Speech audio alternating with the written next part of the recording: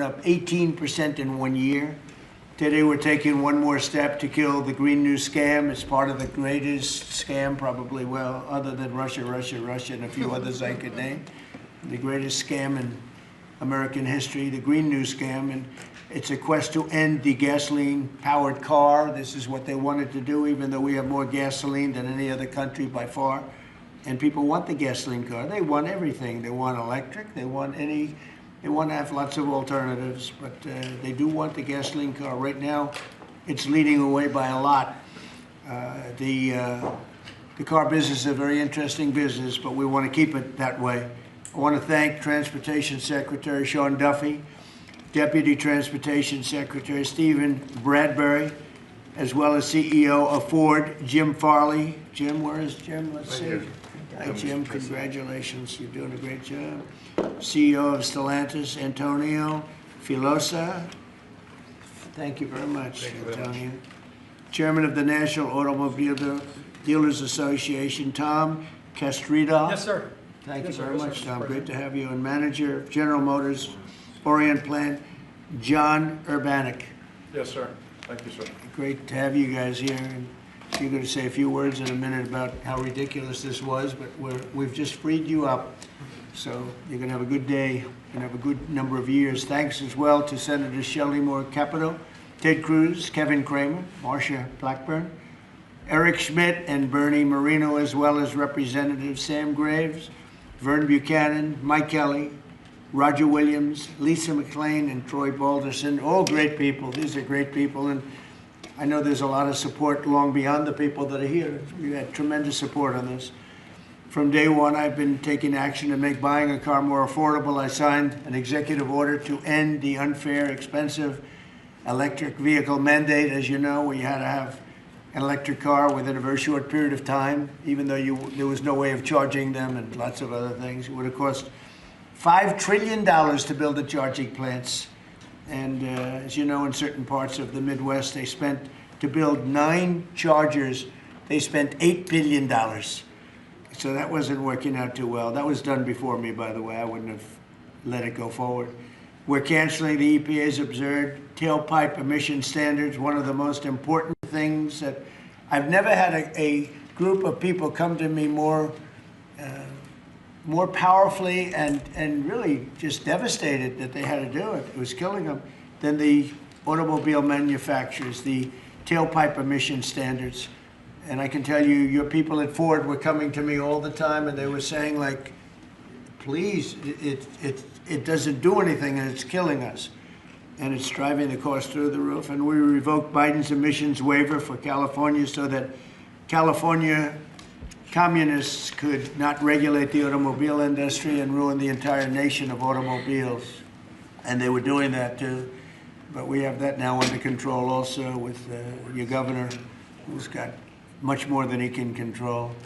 Now, under the new rules being issued today by Secretary Duffy, the Department of Transportation will rescind the Biden fuel economy prices. And I hate to say that because they were really not economy. They were really, they were anti-economy. They were horrible what they were doing to the costs and actually making the car much worse.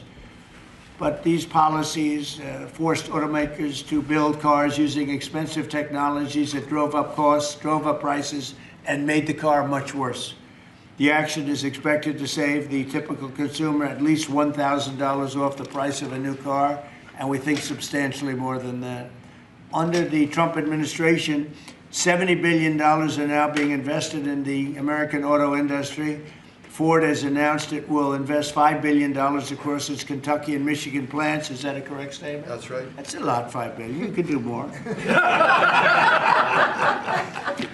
Creating at least 4,000 new jobs. Stellantis announced that it will invest $13 billion to expand its U.S.-based manufacturing by more than 50% and open new manufacturing facilities across the country. And I think a big part of that is also the tariffs. Because of tariffs, they're coming in. Not only the automobile industry, AI, we're leading China in AI, we're leading everybody in AI, we're leading everybody in everything. We have the hottest country right now. I will tell you, a lot of political people behind me, great political people, very successful political people. We have the hottest country anywhere in the world. 1 year ago, we had a dead country, and now we have the hottest country anywhere in the world. And it started from November 5th, but it also started when we did the tariffs, and we've had tremendous support on the tariffs. It's bringing in trillions of dollars of wealth. It's bringing in national security. And I've stopped 8 wars, and of the 8 wars, 5 of them have been because of tariffs and trade. So they're very important. And General Motors plans to invest $4 billion as it brings its manufacturing back to the United States from Mexico. After falling by 5% under Biden, U.S. auto production has surged by 10% so far this year. You know, I won the auto workers vote, but now even the head of the auto workers said Trump is the greatest president we've ever seen. And he happens to be right about that. But we're protecting our auto workers, and we're making it easier for every family to afford high-quality cars. In other words, we're bringing automobiles back and the manufacturing of automobiles back into this country. We lost 52% over the years, 52% of our automobile manufacturing. You see it, closed factories all over the place. Now they're all opening up. They're being, in most cases, they're being knocked down, and new ones are being built in their place. And a big beneficiary is the state of Michigan, but South Carolina, even states that didn't really do too much with the automobiles, they're opening up plants. It's been amazing. So between automobile plants, AI plants, and plants of every other nation, really every other type, including chips, we're going to have a big percentage of the chip market very soon, not because of the CHIPS Act, which was horrible and ridiculous, where we just gave these companies billions and billions of dollars, and they just kept the money, but because of what we did with tariffs. They have to build here, otherwise they're going to have to pay tariffs. They won't be able to do business in the United States. And we're going to have a big percentage of the chip industry. As of about a year ago, 2 years ago, we had none. And now we're going to have a very big percentage when it all finishes out. So I'd like to ask Secretary Duffy to speak, and then Mr. Farley, and then Filosa, and Urbanik, and Castrita. And also, we're going to ask some of our political leaders to speak, because let me tell you, they went out of their way. This was not easy. And people were brainwashed. This is a green new scam. And people were paying too much for a car that didn't work as well. And now they're going to have a great car that's going to be environmentally friendly, but it's going to cost you a lot less, and it's going to work great. All of the nonsense is being taken out of the cars. So, Secretary Duffy, could you say a few words? Thank you, Mr. President. So yesterday at the cabinet meeting, the president was talking about affordability, and the way that Democrats talk about affordability is a lie. Today is a perfect example of that. So these CAFE standards used what was contrary to the law. The Congress set a rule that says you have to look at combustion engines. Biden and Buttigieg actually did an analysis using... Edge. I'm sorry. Buttigieg used EVs and hybrids to come up with a 62 mile an hour per gallon standard, which I think the car companies will tell you is completely unattainable. So they spent a lot of money on technology trying to meet the unattainable standard, driving up the cost of a car, number one. And then number two, if they couldn't meet the unattainable standard, they had to trade for carbon, costing billions of dollars, and again, driving up the price of the car. So, Mr. President, what Democrats were doing were not making cars more affordable, they're making them less affordable. The consequence of that is going to be that more Americans can afford to buy a new car, which means they're going to be safer on the roads because of all the great new technology we have that save lives. So we'll have less death on American roads. These rules are going to allow the automakers to make vehicles that Americans want to purchase, not vehicles that Joe Biden and Buttigieg wants them to build, which is important. But also, this is important for American jobs. The more cars we sell, the more jobs we have in this country. And so this is jobs, this is freedom, and this is common sense, Mr. President. So thank you for your leadership. And I appreciate what the Senate did with the big, beautiful bill and what we've done here today. So thank you, Mr. Very much. A big, beautiful bill is it's something. It's amazing. Wait till people see the benefits and the lower taxes that they're going to have, lower regulations. So, how about Ford? Mr. President and Secretary, all the important lawmakers here, competitors, today is a victory of common sense and affordability. We're very proud of Ford to be the #1 auto producer in our country. 80% of the vehicles we sell here we make in our country. Right. And we never left. unlike many of our competitors. We're the #1 exporter, and we have the most auto factory workers. And this CAFE standard that is aligned with customer demand is the right move for a lot of reasons. We were #2 last year in EV sales, we were #3 in hybrid, and we're the leading brand for combustion. We believe that people should be able to make a choice, as you said, Mr. President, and we will invest more in affordable vehicles. This allows us to invest in affordable vehicles made in the U.S., which we will take the lead on, and will allow us to make vehicles more affordable. So thank you for making this step for all of you. Thank you very much. One of the other things we're doing, it's separate from this meeting, but I think everybody here would agree with it. If you go to Japan, where I just left, and if you go to South Korea and Malaysia and other countries, they have a very small car, sort of like the Beetle used to be with the Volkswagen.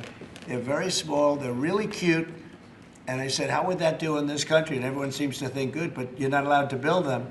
And I've authorized the Secretary to immediately approve the production of those cars. So you'll be able to buy, they really are, they're actually, some of them are really beautiful, actually.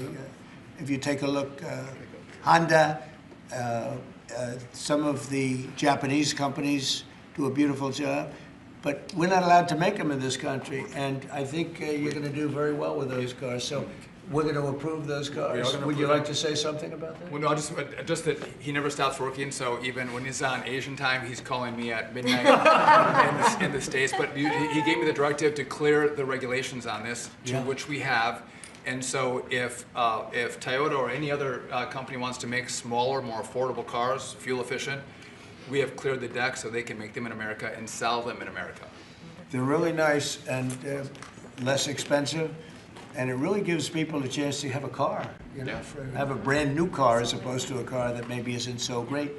And so you car companies start thinking about that. I think it's going to be a tremendous market. Please, would you like to say something? Thank you, Mr. President. It's a great day for us at Stellantis today, because it's the day where we see CAFE regulation reconcile with real customers' demand.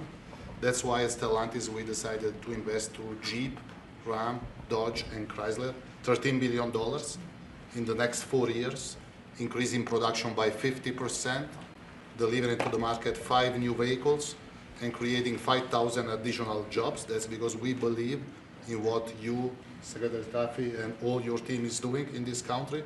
We believe in growth, and we are ready to invest even more. So thank you very much. Thank you very much also for this great news of the K cars, which we are very interested in. And we are very looking forward to work with Secretary Duffy, your team, in the future for the next steps. Thank you very much. Well, get ready for those cars because we've already cleared the way. You can start right away. We will. Thank you very much, Mr. President. Thank you very much. Please. Mr. President, thank you so much for having me. Thank you very much. We support your leadership for this issue that is so important to the auto industry. I'm here representing the hard-working men and women of Orion Assembly in Michigan. Right.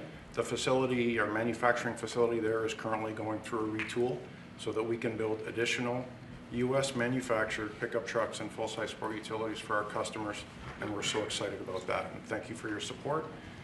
Secretary Duffy, thank you as well. And this is largely coming in because of the tariff situation.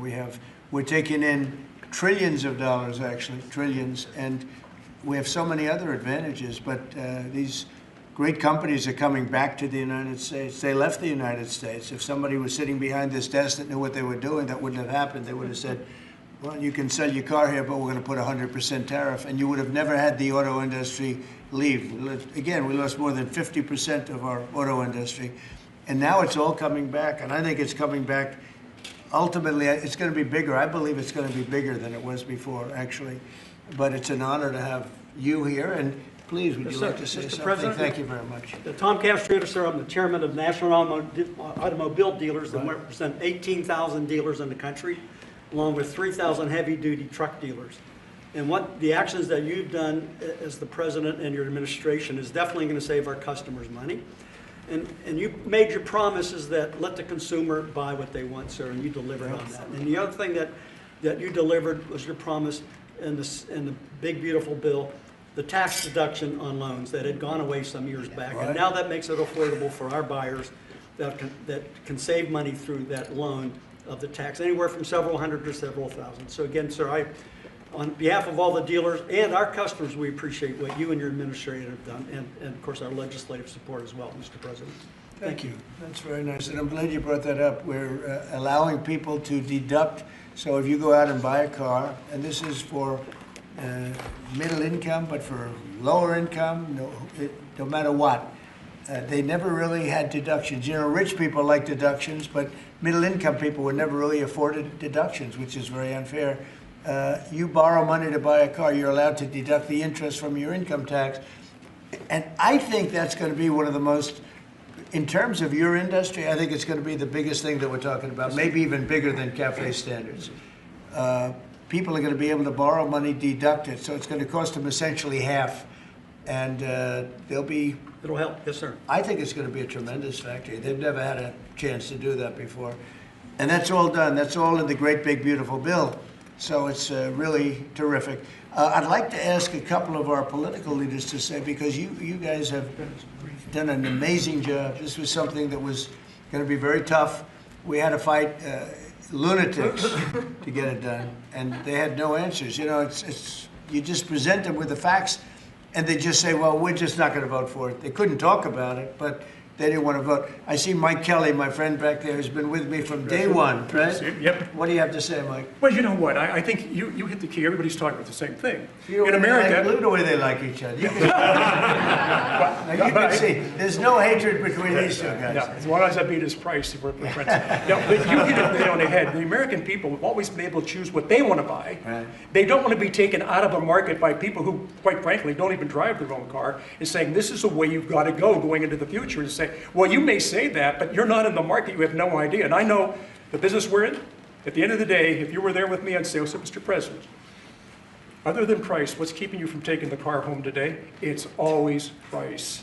Yeah. And the fact that we can build a car that's affordable, that people want to buy, that's the key to it. What you've done is unlock the most ridiculous statute that ever came in with CAFE. It wasn't done by the Congress. It wasn't done, it was done by President Obama after the courts failed on it. So thank you for doing what you're doing. You're making America great again in every single way. Thank you. Thank you. It's going to be so big for the auto manufacturers. People aren't even going to believe the impact this has.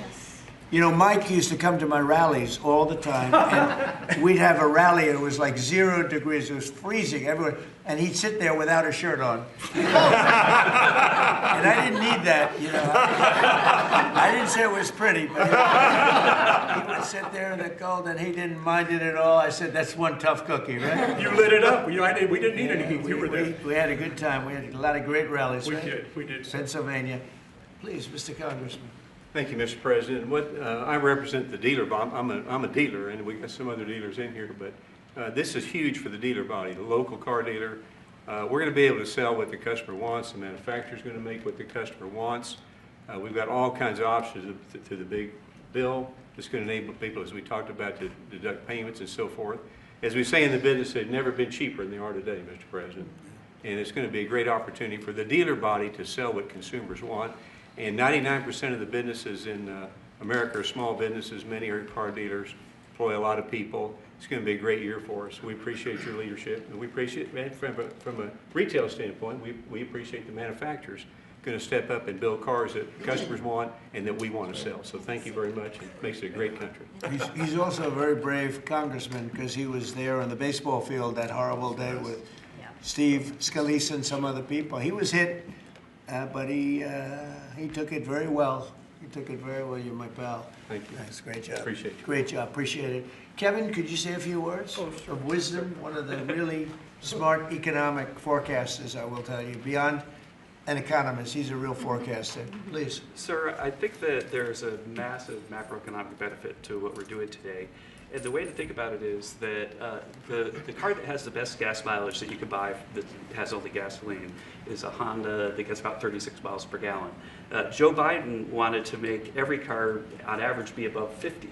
So there's no car made in the US that you would be able to sell 2 years from now, 3 years from now under that rule. Because what he wanted to do was make everybody have an electric car, as you know. But here's the thing, that if everybody had an electric car, then nobody would be buying gasoline anymore, and they'd have to take all the miles that they travel and put it on the grid. And so we would have to increase the production of electricity in the US by 25% over the next couple of years if they had their way. And so you've really stopped a massive disruption for the economy with this. So thank you, sir. That wasn't the main reason, and yet it certainly is a main reason. You wouldn't have been able to do it even if you wanted it. It's just so crazy. That was the mandate, which we ended. Troy, would you like to say something? Great honor, thank you. My family is a former dealer, 48 years, Chrysler Dodge dealer. And then I got into the political world, sir. Yeah. I had more fun in the dealership world, but I miss it. But I still play a big role in automobiles and grateful. I remember under President Obama when the CAFE standards changed, as Mike brought up, and going through those challenging times. As a Chrysler dealer before Stellantis came along, it was Daimler before you guys got it. So thank you very much for being here and making these changes. And as you said, that interest on the car loan piece was big. And I know that Bernie led the charge on that in the Senate and get it into one big, beautiful bill. That really is a big deal, and people need to understand how big a deal that is. You did a great job. And by the way, we had a great victory last night. Matt is going to be great. Kind of like our race, huh? He's going to be a great congressman. I think so. Really, like us, right? Yeah, he's like us. One of my early endorsements, right? Yes, sir. Can we talk about it? You're right here is a man. Come in. Let me say hello to you. Please, go ahead. Thank you, Mr. President, you. for your leadership. But the thing I've admired most, you've been in business, you've been in the battles over the years, and you're helping us lead us out. Most people that are up here have no idea about business or small business. It makes a big difference. One is. Number two is, I would just say in terms of the tax stuff we're talking about, one of the things that get missed, and I'm in Florida, Sarasota region, is the ability to deduct. Most people have a small business, they'll have a lawn business, they'll have this, that, they buy a new or used truck. They can take that deduction, let's say they're in a 20% tax bracket, but the vehicle's 60 grand, they can take 20% of the 60 grand, get a $12,000 write-off. They can pay their payments for the first year. That's a powerful tool we don't talk about, I don't know why, but at the end of the day, because of what you've put in place, full expensing, that's the tool that it would use. And you could just think about all the people in Florida, just general places, they're buying old vans or new vans, they're buying trucks, mainly trucks, and they're getting a deduction. They don't even have a payment for a year. That's right. So one of the best things for One Ford. of the biggest things in the bill. Expensing. Expensing is a powerful tool. They can write the whole asset off the first year, take that deduction, put $12,000 in their pocket on a $20,000. Well, let me mention one other thing. They got into the e-vehicles, electric cars. And I'm talking to dealers that come in and talk to me, and basically they couldn't sell one, they couldn't give one away. And when these companies, or they got in because of whatever political pressure under the Biden administration, and they end up realizing that they got no market. A guy says, the car's been sitting there a year, I can't get rid of it. So they don't understand the market. The people produce the vehicles, and that's made a big difference in your leadership. But thanks for what you're doing here today. It's big, it's huge, it'll make a big difference. $12,000 on a $60,000 vehicle, up front, day one. Thank you. Thank you very much. Yeah. You know, we're just talking about something that's interesting. Ford would make, and I don't want to speak for Ford because we have one of the top people right here. Mr. President, it's fine if you want to talk about Ford. Ford would make numerous electric cars in order to sell one Ford 150. Yes. Because they'd make all their money with the 150. Yes. And they were willing to lose money on building 2 or 3 electric cars that they couldn't sell in order to make some money on the 150, because the 150 is a monster. I'll tell you what, that no matter where you go, they love that Ford 150. Yes. But isn't it a ridiculous model when you have to build 2 or 3 cars that you know you're not going to be selling or not be selling for much in order to really do something that you should have the right to do, which is make a car that you want to make? Yes. and that the market wants, right? So congratulations on the 150. Thank you. Best-selling vehicle in the United States. Just saying.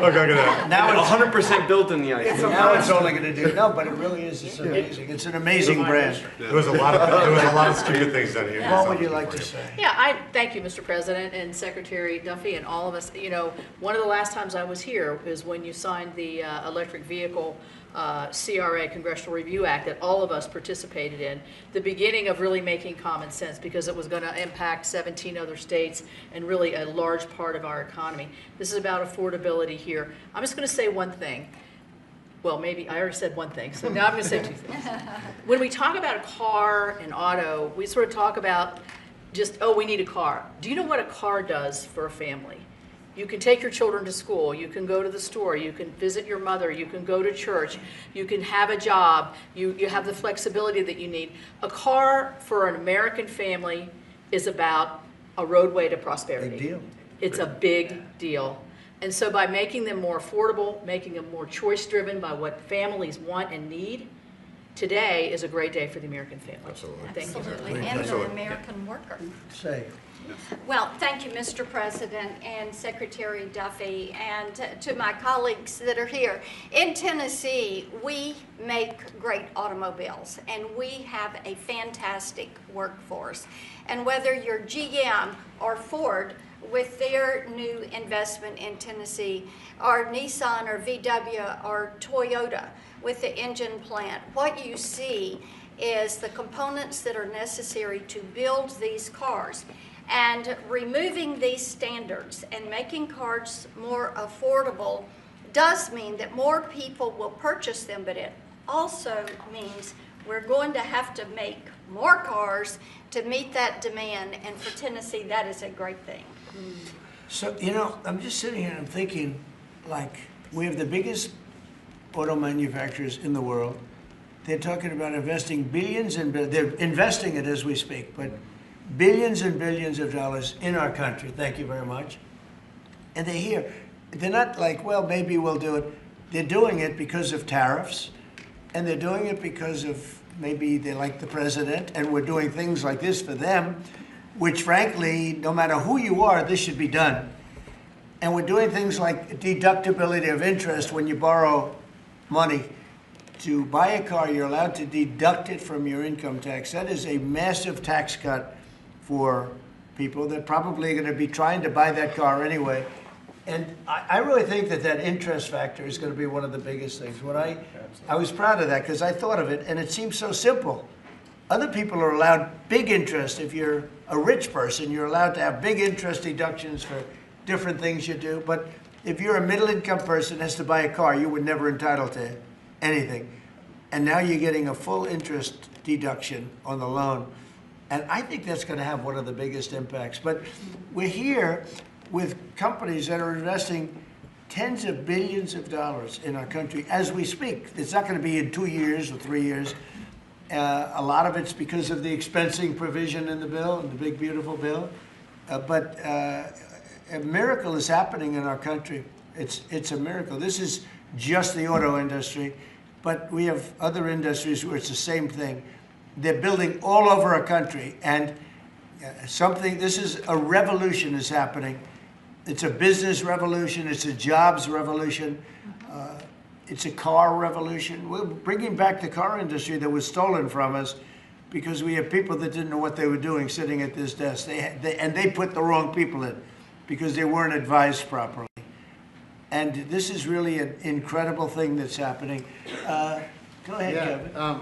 Well, thank you, Mr. President. And I think in many respects, pretty much everything that could be said has been, except that I think what Kevin talks about in terms of the cascading economic opportunity from this one single event is just the tip of the iceberg. When you think of all the rules and regulations that you have repealed, I think it's more important, frankly, than the tax cuts. However, in the Working Family Tax Cuts Act, remember we made permanent a lot of really good policy from the first Trump era, not the least of which for small businesses is bonus depreciation, the opportunity to depreciate the year that you purchase an F-150 for your small business or a large truck for your farm. I just think we're going to roll into 2026 and we're going to see an escalation of economic opportunity, the likes of which I probably have never seen. I think nobody's ever seen it, nobody in the world, because there's never been 18 or whatever it ends up being. In 10 months, we have $18 trillion being invested. We never had $1 trillion being invested. And Biden had much less than that. Think of it. He had less than $1 trillion over 4 years. We have $18 trillion in 10 months, and it's actually as of 9 months. So there's never been anything. Eric? Yeah, what Mr. do you have President, to say?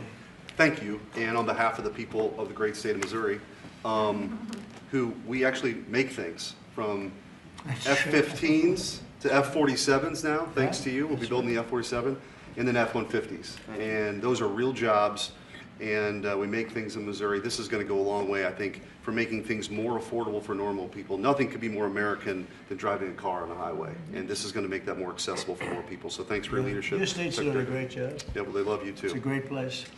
Thank you. Please. Thank you, Mr. President. I'm going to talk to you just a minute from a rural perspective, Okay. because these CAFE standards were absolutely unworkable in rural Missouri. We need vehicles that are practical and affordable and Right. can haul for our small businesses, for agriculture, and it just simply didn't work. Those CAFE standards didn't work. So I applaud you and Secretary Duffy for your hard work and what you're doing on behalf of rural America. Well, it was keeping a lot of manufacturers out of our country, too. They said, we're not going to, are you crazy? They thought, outside manufacturers thought we were absolutely insane with all of the different things. That were just made up nonsense. It was like made up, it was really made up by people that hate our country. I really believe. Does anybody else have anything to say? I'd say about two quick things, Mr. Oh, President. no, Bernie, I didn't see you. Two quick things I think are really important. So the person who sat behind this desk before you gave $7,500 in subsidies to multimillionaires who are leasing electric Rolls Royces, electric Porsches, electric Lamborghinis. We're getting $7,500 from the taxpayer. And these Democrats sit on this floor and say that Republicans are for millionaires and billionaires. We are the opposite of giving $7,500 to multi-billionaires to lease foreign electric vehicles. Number two, because of your policies, at the beginning of the year, 51% of the cars sold in America were made in America, 51%, before you got sworn in. Last month, that number was 57%. We moved it 6 points, which nobody thought would be possible in 4 years. We did it in 10 months. That's something that maybe the news should cover a little bit more. And we've driven down the price of automobiles. The car prices for consumers are down before you did Just this. about everything is down. You know, this whole thing is, they use the word affordability. It's a Democrat hoax. They're the ones that drove the prices up. And all they do is say, affordability, and you're supposed to say, oh, that means they had low prices. No, we inherited the worst inflation in the history of our country. They say 48 years, but let's say that's history. I don't believe that. Biden had, because of his stupid ways and between his energy policies and his spending policies, we had the worst inflation in the history of our country. And now our prices are coming down. And they're coming down for cars, and they're coming down. I mean, did you hear yesterday when Chris Wright from Energy, the head of energy in our country, said there are now parts of our country, it's all happening, $1.99 for gasoline, a gallon. And we have it at $2.50, $2.60. It was at $5. And that's bigger than any tax cut we could give. And, you know, for the average family, that's considered bigger than any tax cut. So the word affordability, when they mention it, you ever watch them? It's all about, I saw the young lady that lost last night. She lost by a lot more than they thought. And we have a great new candidate in Congress, really great, Matt Van Epps. But I saw last night, she said, it's all about affordability, all about, they never talk about like the specifics. Right. Everything was through the roof. Eggs, when I took over, eggs were 4 times higher than they ever were. We got the prices down to the lowest level. Yep. I mean, amazing. But they never, you got to watch, they're great con people. It's like the Inflation Reduction Act. And after they got it approved, because everybody said inflation reduction, they admitted it had nothing to do with reducing inflation. it's a con job. I think affordability is the greatest con job. They look at you and they say, affordability. They don't say anything else. Everyone says, oh, their prices were so low. No, they had the worst inflation. We had the highest prices we ever had, and now they're all coming down, including beef is coming down. Beef was up there a little bit. Our ranchers did well, but we got to make them do a little bit less well, perhaps. But the beef is now coming down. Coffee is now coming down. It's all coming down, and it's a beautiful thing to see. But remember this, when they use the word affordability, they just say, they never say anything else. This election's about affordability, and then they go into the next subject. It's a con job. They caused the highest prices in the history of our country, the worst inflation in the history of our country, and we're getting those prices down, and they're coming down rapidly, and you'll see those results very soon. Anybody else want to say a few words? Oh, Ted, I can't believe it. I'm easy to miss. I didn't see it's very rare that I would miss it. Go ahead, Ted. Well, Mr. President, I want to congratulate you on behalf of everyone here for the leadership that you're showing. And this is a victory today for consumers. This is a victory for affordability. Your critics like to say the word affordability. Under Joe Biden and the Democrats, they put mandate after mandate after mandate on cars and trucks, and they drove the price up thousands and thousands of dollars. And with the actions you're taking today, and you put on top of that the one big beautiful bill, you know, most of the senators here on the Senate Commerce Committee, and on the Commerce Committee, we worked together to zero out the CAFE standards. We wrote that into the law that the CAFE standards went to zero. What does that mean? It means you can now, as a consumer, buy the car you want.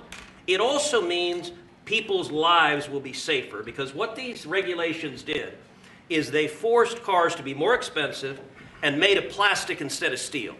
Because you had to make them lighter to comply with these standards, so you'd get in a wreck and people would die. The result of what you're doing, you're literally saving people's lives, and you're making it where families can afford to get a new car.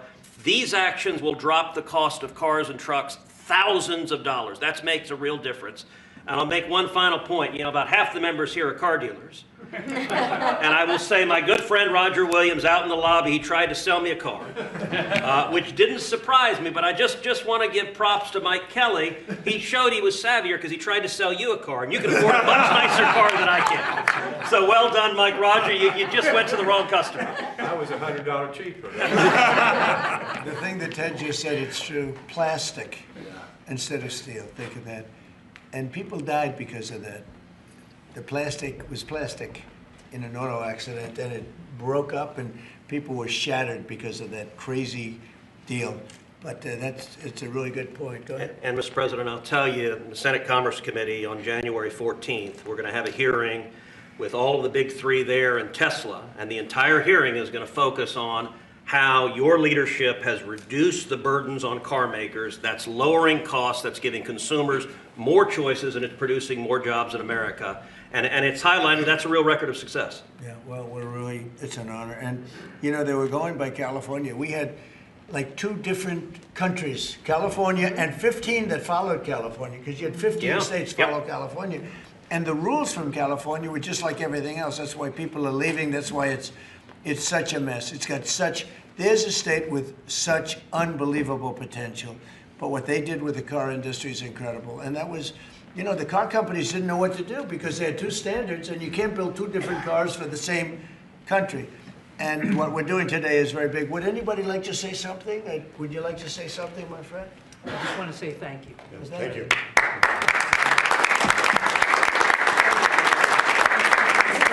Brian, Mr. President, thank you. Once again, and we love you, Brian. Oh, I love you too, Mr. President. I've always said he's a good man. Well, I appreciate that. I've always said you've tackled the three M's: mortgage, munchkins, and marriage. You've solidified all of those. I'll add motor vehicles to that now. My question, I got one about consumer confidence. We just came off one of the record high Black Friday, up 9.1%. Record high, highest ever, biggest amount ever purchased in one day. Yep. Which I think counters this narrative of affordability, because apparently the Americans are spending money. So I want to see, how do you view that for a consumer confidence being so high going into Christmas and going into next year? And I do have one for the auto group after you. Yeah, I after just that. think that we have tremendous confidence in the country. You know, one of the things in terms of confidence, if you go back a year and a half, you know, it's amazing, we're like into 10 months already, but you go back a little bit before the election, because after November 5th, it started changing rapidly, even though we weren't running it until January 20th. But when you look back and you look at the enlistment of soldiers, people that wanted to join the military, the Army, Navy, Air Force, Marines, Coast Guard is like booming, it's all Space Force. But we had the worst recruitment in the history of our country.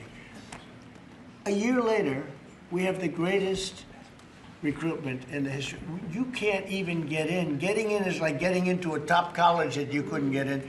People want to be in the service now, and that includes the police and firemen, other things. You couldn't hire police, you couldn't hire anybody in the Army or the Navy. You couldn't get people in, and we now have gone from that to record recruitment. We're getting high quality people, amazing people, wanting to be in the military. They have spirit now, you know, call it what you want, but that's part of it. But they have great spirit now. It's a great thing. Go ahead, ask your second question. Okay, my second question, I've got a lot of close family friends that are in the automotive business, own dealerships all across Southern California. They sent me a question to ask you. There's a thing called a mileage blocker that is installed on vehicles. It's a type of a computer chip which alters the actual mileage driven on the vehicle, so that when you have a leased vehicle that's turned in, they're losing thousands of dollars. They've got to go chase down these manufacturers. What can we do to track down these manufacturers of this illegal computer chip that's really hurting the automotive industry? Have you heard about this? Yes, sir. They're getting built in China, and most of them are coming out of Great Britain, sir. They're being distributed through China, through distributors selling them online through Great Britain. Yes, sir. Wow, that's not so good. What do you think? Don't look at that. Bernie, do you know anything about that? It works on older vehicles, and obviously, we got to do a better job. Yeah, I think it's something, I've never heard of it. Very good. We never heard of it. That's pretty good. Mr. President, you released video of that first boat strike on September 2nd, but not the second video. Will you release video of that strike so that the American people can see for themselves what I happened? don't know what they have, but whatever they have, we'd certainly release, no problem. You know, we stopped, every boat we knock out, we save 25,000 American lives. That's right. And Thank you. if you look at our numbers, the drugs coming in through sea are down 91%. I'm surprised there's 9% you want to. I don't know who's doing the 9%, but it's down 91, and we're going to start very soon on land, and I'm sure you're thrilled to hear that. Mr. President, on Ukraine, Steve Witkoff and Jared Kushner were there last night with Vladimir Putin. Can you give us an update about those talks? It sounds from what the Kremlin is saying that they're not going to compromise. Can you tell us what you've... I don't know what the Kremlin's doing. I can tell you that they had a reasonably good meeting with President Putin. We're going to find out. It's a war that should have never been started. It's a war, if I were president, we had a rigged election. If I were president, that war would have never happened.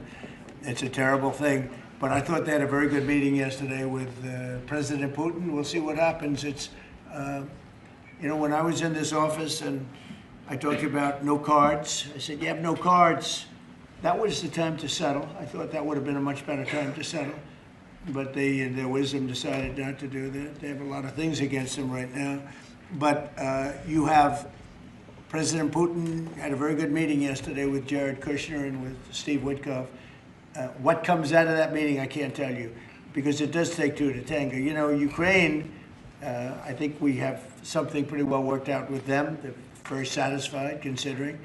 But the sad part is, if I were president, no war would have ever happened. They would have had 100% of their territory. Nothing would have happened. It's a very sad situation. So think of this. Last month, 27,000 soldiers. 27. That's like you take a stadium, a football stadium, not an arena, and you cut it in half. 27,000 people died, young, mostly young soldiers, died last month, in 1 month. And that's the only reason I'm involved. You know, we're not spending any money in the war. We're selling to NATO. We're not being ripped off like we were under Biden. Biden was handing everybody everything we had, giving them all the missiles, everything they wanted, free, no charge. So he had no idea what he was doing. They're paying top dollar, full price for everything. Goes to NATO, and then NATO distributes it. NATO pays us.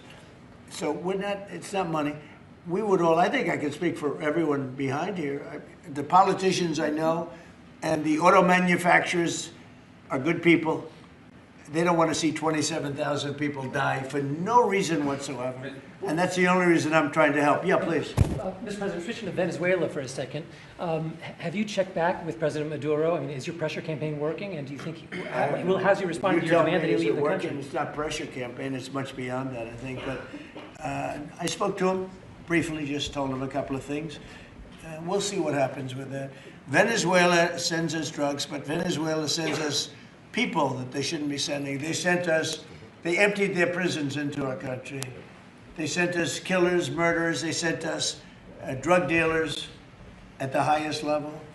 They sent us gang members. They sent us people from their mental institutions. They emptied their mental institutions into our country. And so did other countries, because we had stupid people running this country, really stupid people. And I think probably you had some stupid ones, and you had some smart ones, but there were bad people too. Because not all of them were stupid. You can't cheat on elections like they did and be stupid, okay? Mr. President, did you talk to him a second time or just that one time? What's that? To Maduro, did you speak to him again? No, I didn't. Mr. President, if you do find... When you spoke with Mr. Witkoff and with Mr. Kushner... Last night, did they give you the sense that President Putin still wants to end the war, wants to make peace? He would like to end the war. That was their impression. Now, whether or not, you believe that was their impression. You know, their impression was that he would like to see the war ended. I think he'd like to get back to dealing a more normal life. I think he'd like to be trading with the United States of America, frankly, instead of, losing thousands of soldiers a week. But their impression was very strongly that they'd like to make a deal. We'll see what happens. Mr. President, the boat strikes, if it is found that survivors were actually killed while clinging on to that boat, should Secretary Hegseth, Admiral Bradley, or others be punished? I think you're going to find that this is war, that these people were killing our people by the millions, actually, if you look over a few years. I think last year we lost close to 300,000 people were killed. That's not mentioning all the families. Have you seen what happens with the families of not only the people killed, the people that are trying to get their son or their daughter off of this poison that they've been fed?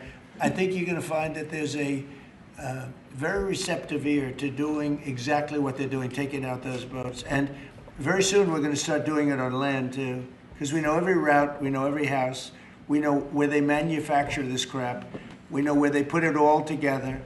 And I think you're going to see it very soon on land also. Yeah, please. So to be clear, you support the decision to kill survivors after the initial No, I support the decision to knock out the boats. And whoever's piloting those boats, most of them are gone.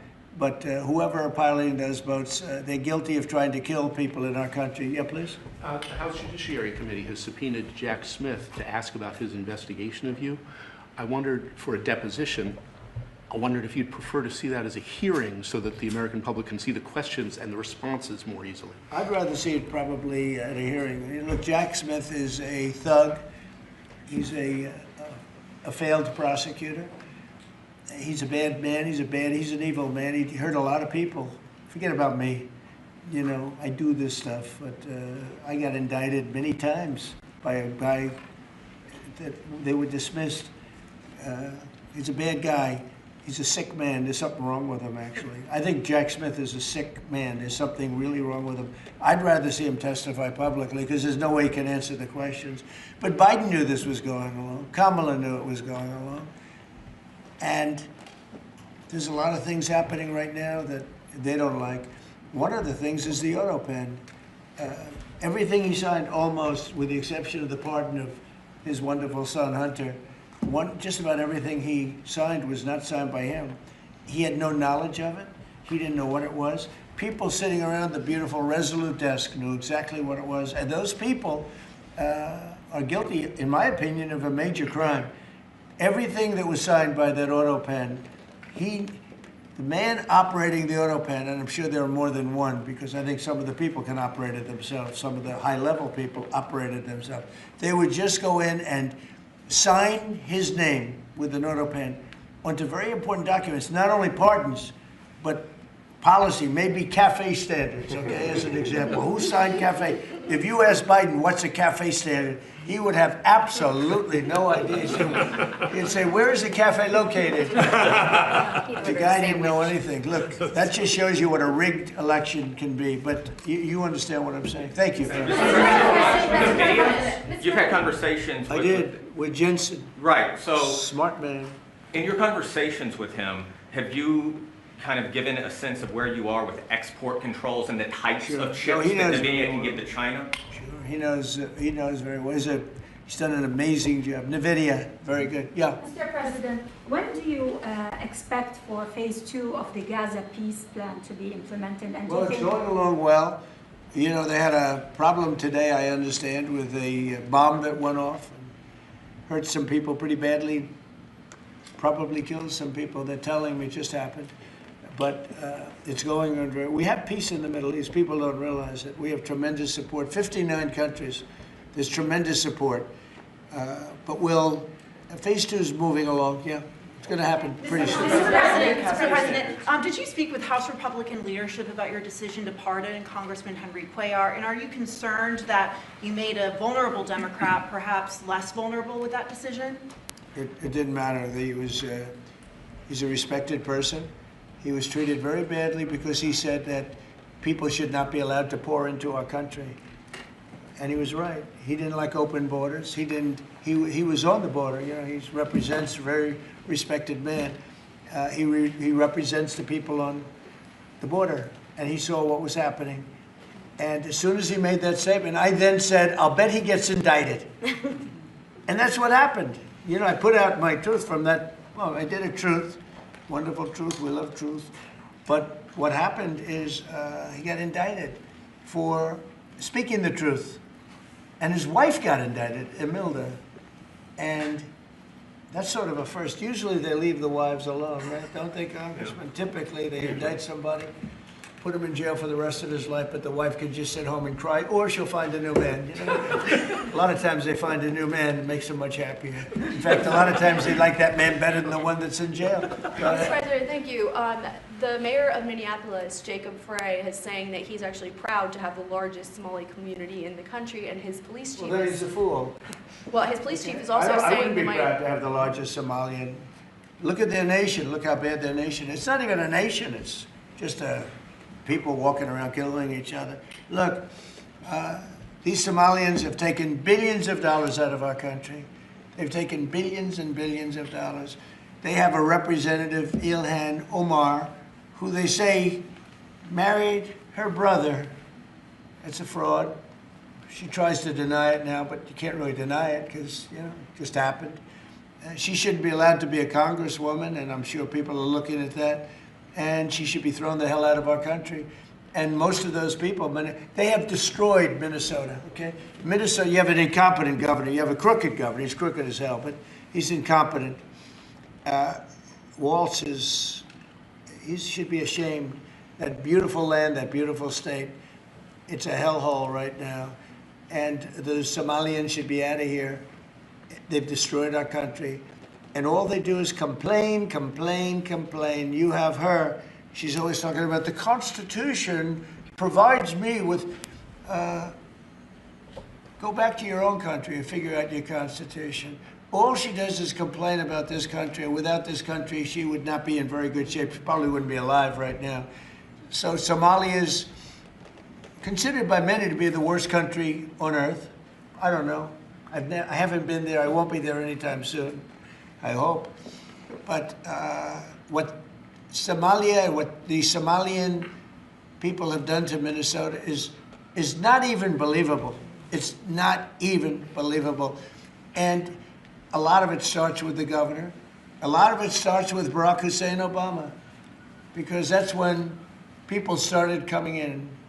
And You have to have people come in that are going to love our country, cherish our country. They want to kiss our country goodnight. They talk about our country. We want them to pray for our country. This is not the people living in Minnesota. And she's a disaster. She should not be, and her friends shouldn't be allowed. Frankly, they shouldn't even be allowed to be congresspeople, okay? They shouldn't even be allowed to be congresspeople because they don't represent the interests of our country. Anybody else? The automakers spent billions on meeting the Biden EV rules. Should they be able to recoup that somehow, given the change? And there's a question about the doing it. No. I'm not letting them recoup. They're going to do just fine. You know how they recoup? From this point forward, they'll do very well. Can you also talk about the USMCA and what you're thinking about renegotiating that with the automakers? Well, that's just an ongoing thing. It expires in about a year, and we'll either let it expire or we'll maybe work out another deal with Mexico and Canada. But look, Mexico and Canada have taken advantage of the United States, like just about every other country, in all fairness. It's not them, I'm not blaming them. But every country, because we had stupid people running our country. We had a lot of stupid people running.